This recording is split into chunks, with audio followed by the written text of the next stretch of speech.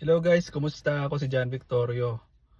So this isn't another kwentong drawing or printing episode or art episode. So this is just a random recording of me talking to myself, talking to you about a certain experience na naganap sa akin ngayong taon. So like I think it was six months ago, nag-start akong matutong magmaneho ng sasakyan. So back in the Philippines, sa Pangasinan kung saan kami naninirahan, madami kasing ano doon, madaming public commutes like tricycle, jeep, bus. So enjoy ko naman ang pagsakay at pag-angkas sa mga tricycle at sa mga jeep ano. It's an experience, talagang isa sa mga bagay na magpapapinoy sa iyo yung alam mong sumakay ng mga ganong klase mga sasakyan, no? So like jeepney, yeah. 4 years ago, 2020, nag-move ako dito sa Canada as a permanent resident. So long story short, si Miss ko nagtatrabaho na dito for how many years, and then we decided na magpunta na rin ako dito para matulungan ko siya at medyo iba kasi yung napaka-challenging ng long parang yung LDR ba, no? So yun, sa mga happiest moment ng buhay namin ni Mrs. is yung nagkasama na kami dito sa Canada. So I've been living here for as I've mentioned, almost 4 years now. Dumating ako dito kasagsagan ng COVID, kaputukan ng COVID. So I think that was the parang peak ng COVID 2020. So up until now nandito ako, no? So isa sa mga bagay na natutunan ko dito sa Canada is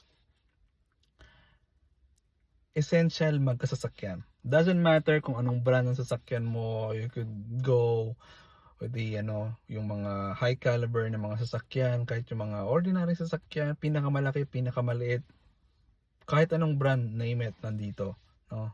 Basta alam mong bayaran. From 2020 to 2024 pala, ayun, nagde-daily commute kami ni Mrs. O kung minsan, sinasakay kami ng pamangkin namin na may kotse. Or minsan, nag-Uber kami pag may mga grocery. But, napaka-hassle. Andun yung hassle, pero tolerable naman. But, pagdating sa winter, yun yung pinaka-challenging. Pero may yelo. I mean, nag-snow, heavy snow, tapos lalabas ka ng maaga sa bahay para sumakay ng bus. Napakahirap. Experience namin yun for 4 years. Si Mrs. ko mas matagal, so dito siya like 8 years, so ganun siya.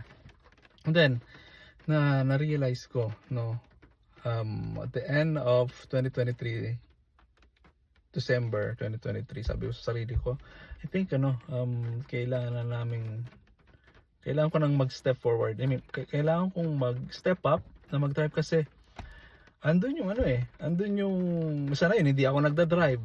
Wala akong experience bukod sa may mga driving school akong pinasukan sa Pinas, or minsan pinapagamit sa akin ng kaibigan ko yung mga sasakyan niya pang stroll lang around the area, hindi yung driving sa highway, no. So walang formal driving experience. Now,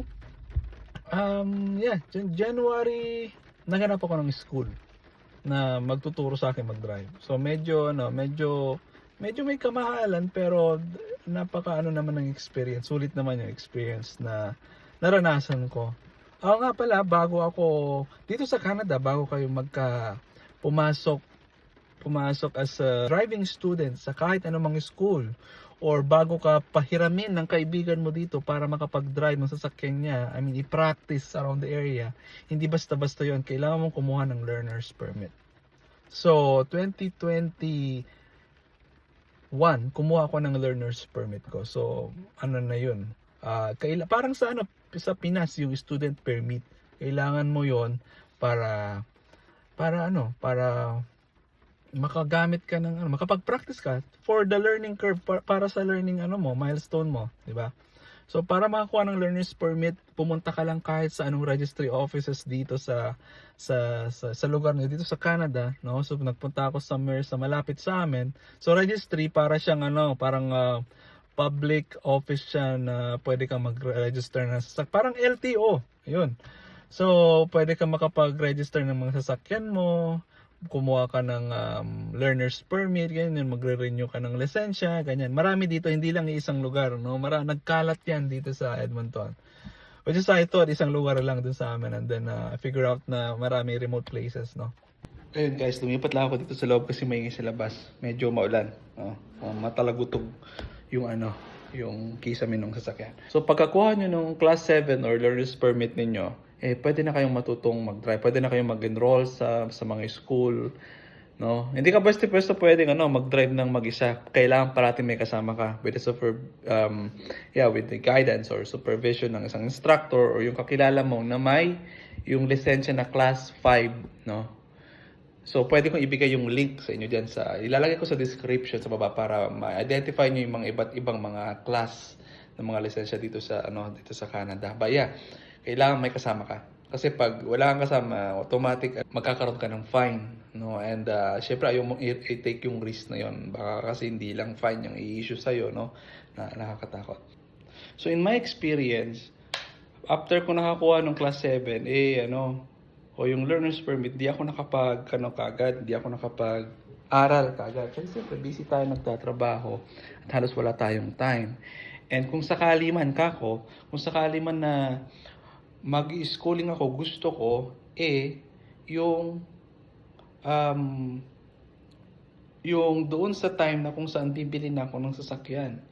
Right? So, biruin nyo, isang taon pa bago ka. So ang duration nung learner's permit mo or yung learner's identification mo or yung class 7 is kailangan kailangan mo munang mag-render ng 1 year bago ka makapag-exam, bago mo makuha yung pinaka-lisensya talaga, which is the class 5 ng GDL.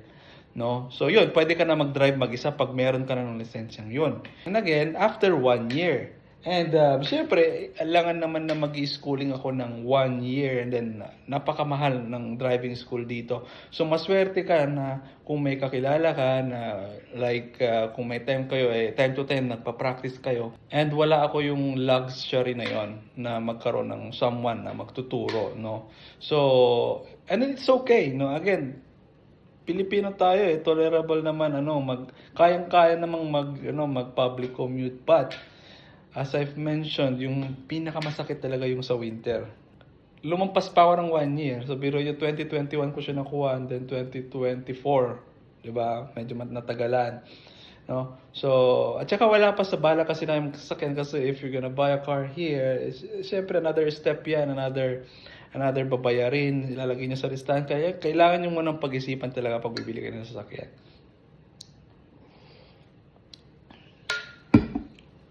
So, nag-schooling ako ng January 2024. Yun. So, naghanap ako ng someone, ng instructor dito malapit sa amin, which if medyo nakagastos din talaga ako. Although nag-ipon ako, nag-save ako ng money for the driving lesson para ma-refresh tayo, no? I think I rendered like 40 parang 40 hours yun Parang every weekend, tig 2 oras, ganyan. So, almost isang buwan at mahigit. Kasi hindi naman tuloy-tuloy every weekend lang. Tsaka kung minsan nag-adjust ng time yung instructor gawa ng maraming nag-aaral mag-drive dito. And then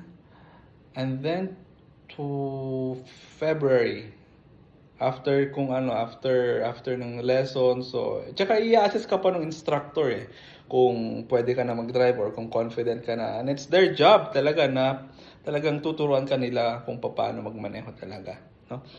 So andun yung takot, andun yung sa tiyan mo, yung halos hindi ka makakain kapag nagda-drive ka, andun yun, normal lang yun, guys.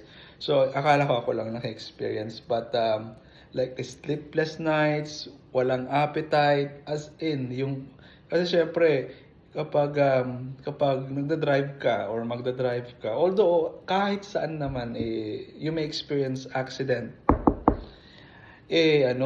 mas malaki ang chance, syempre, pag nagda-drive ka. But, yun, nalabanan ko yung takot na, up until now, kahit na nagda-drive na ako, medyo doon pa rin yung butterfly in my tummy. Na kapag, syempre, ang dinadrive ko parati is highway, andun pa rin. Masasabi ko, nag-improve naman kahit pa paano, araw-araw. You just have to be there sa kalsada talaga. Anyways, yeah, after kong mag-drive,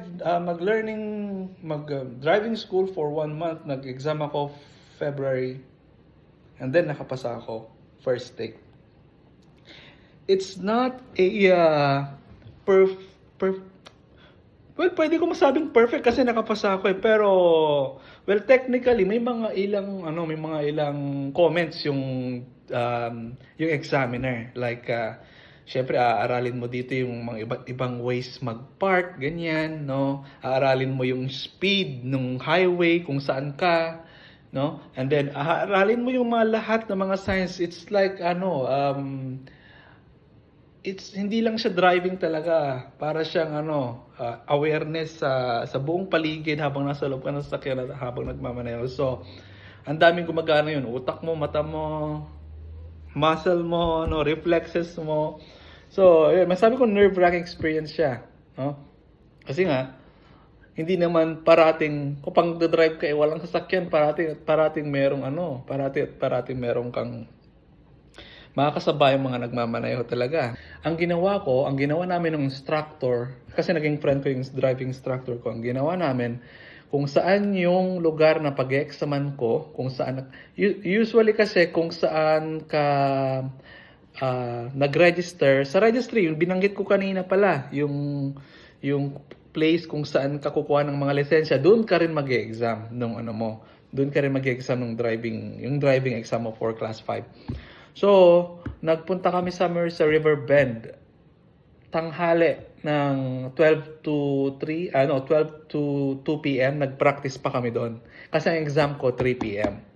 So yun, suggest ko sa mga magti-take ng driving exam, kung saan kayo mag-exam, ask your instructor to take you to the route para ma-practice niyo yung route doon. Oras, maybe 2 hours before your exam. Para fresh na fresh pa sa'yo. Or ask mo yung kasama mo or kakilala mo na mag-practice muna kayo around the area. Yun, napakalaking tulong nun. So yeah, after that, syempre, napakasaya ko. And then, talagang, sobrang saya ko na nakapasa ako. Pero, I think, ilang buwan, nag-worry kasi ako, kasi wala pa akong sasakyan nun. I was just worried about the experience. Baka kasi mawala yung aking driving experience, yung skill ko mag-drive.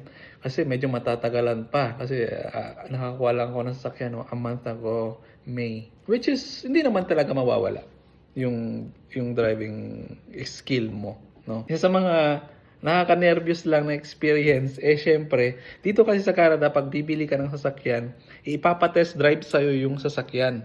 No? So, we went to a place somewhere here, malapit sa amin. Kaming dalawa ni Mrs. hanggang sa binigay sa amin yung susi ng isang sasakyan, yung Mitsubishi PHEV, no? Electric vehicle na Outlander malaki para i-try.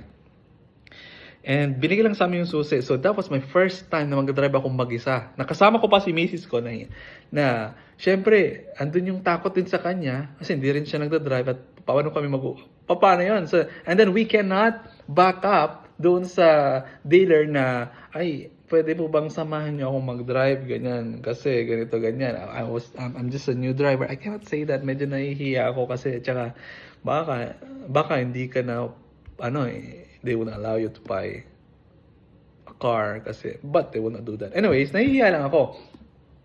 Nasabihin na, pwede nyo ba kaming samahan para, alam ko yung dadaanan ko, ganyan. But, doon na kami sa moment na yun. So, I just turned on our, yung GPS, si Waze, o Google Maps, kung ano man yun. And then, nag-drive lang kami around the area. Highway pa agad yung tinirada namin kasi napakalapit niya sa main highway, yung lugar, yung dealership. I think nasa 100 kilometers per hour. Yun, 110. Ako, napakabilis. Tapos yun, nagawa naman, nakalabas kami ng parking, nakalabas ako ng parking mag-isa, naka-merge ako sa highway mag-isa. So, it was alright.